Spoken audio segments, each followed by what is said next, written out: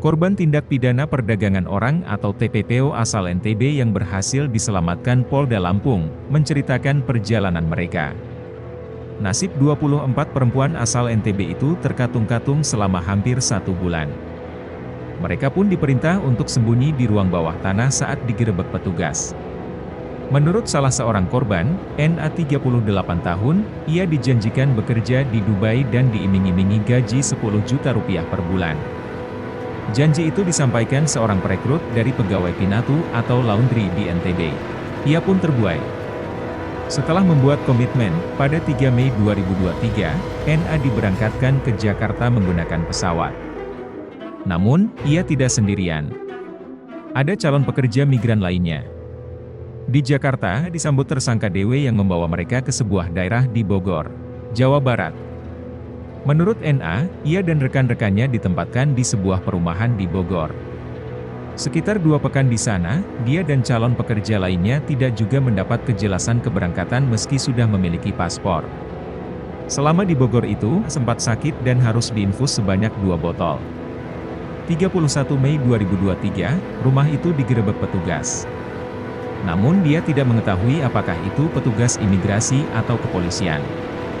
Ia dan calon pekerja migran lainnya lalu dibawa ke ruangan bawah tanah.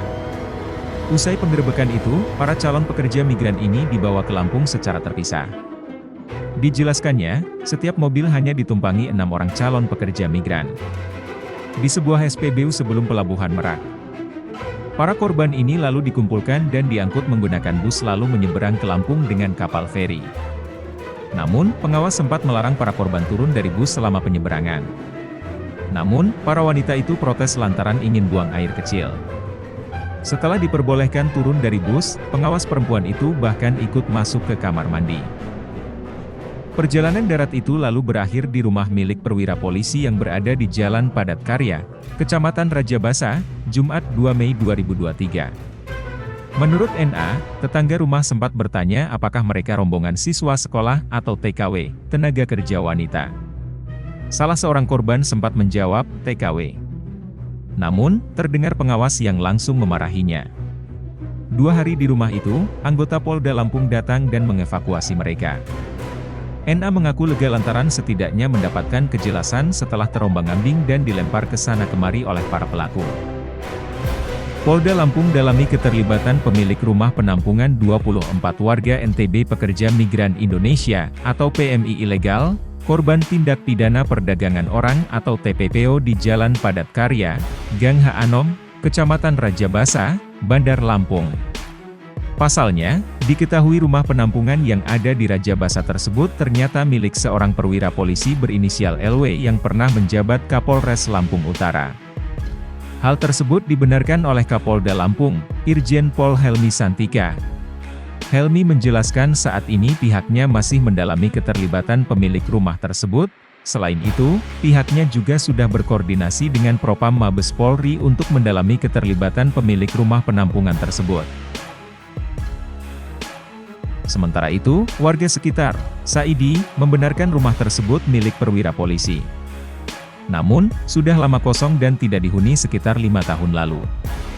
Mengenai ada pelang nama Andi Ihsan SH, MH, di bagian depan rumah, Saidi mengaku tidak tahu perihal pelang nama tersebut. Berdasarkan pantauan di lokasi, terlihat rumah penampungan 24 warga NTB korban PMI ilegal tersebut sudah dipasang garis polisi. Terpantau rumah dengan latar cat kuning pucat tersebut dikelilingi pagar tinggi dan tidak ada kegiatan di dalamnya, hanya terlihat 2 lampu bohlam putih yang menyala. Sebelumnya, Polda telah menggagalkan dan menangkap tindak TPPO, dan menghimbau masyarakat agar jangan mudah percaya mengenai iming-iming bekerja di luar negeri.